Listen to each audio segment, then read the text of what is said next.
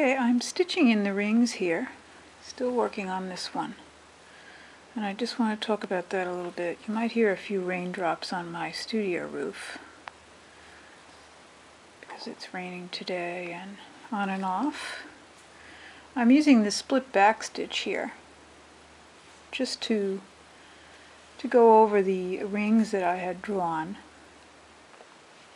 And again, I don't like to pull too tight, and I like to smash each stitch as I go. And you can see I'm not really worrying about the back here at this moment. But let me just talk about a few things here. Okay, so I've done some work on this. I've basically just stitched in most of the rings that I drew using this split back stitch. And I originally just started stitching them in blue.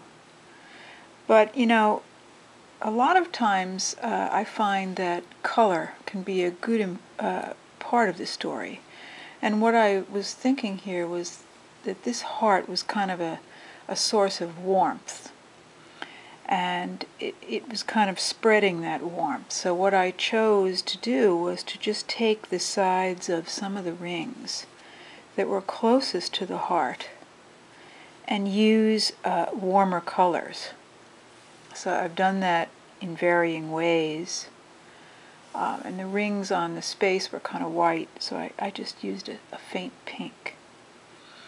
And I actually thought of that after doing these, so I'm going to go back in here and add another row of stitch, maybe in some warm color, or maybe wrap it in some warm color. But you see, that's created a story in a way, the heart spreading warmth. So if I start to imagine this making space, I imagine this heart expanding into space and generating some kind of warmth. So that gives me kind of a storyline.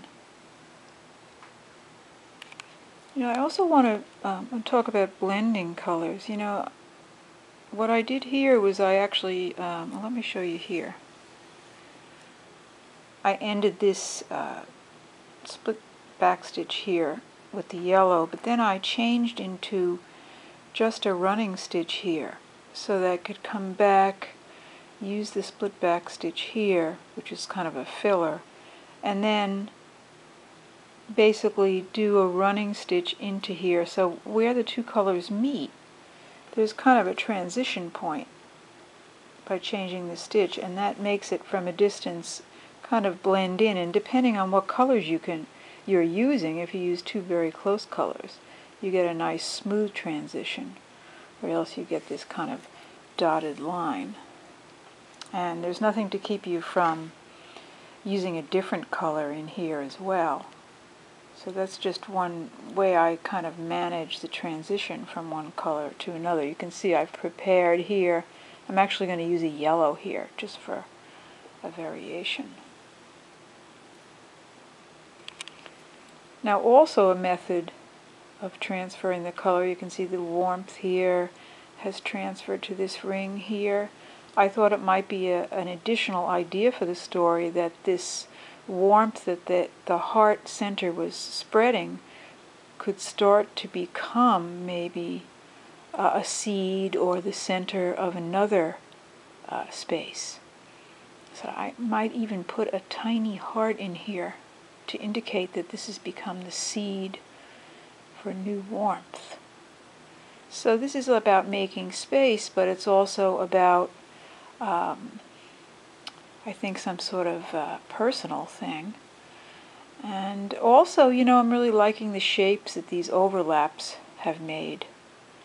So I think I'm just going to continue on this piece and bring it to some end point so I can show you a lot of other things. This is another thing. That split back stitch can really be used to fill a space. If you do one row close to another, it takes a little patience. But in this case, I like how the solid here has a nice texture, even though it's basically the same color on color. Stitch, and cloth have different textures. It's nice to play them one against the other.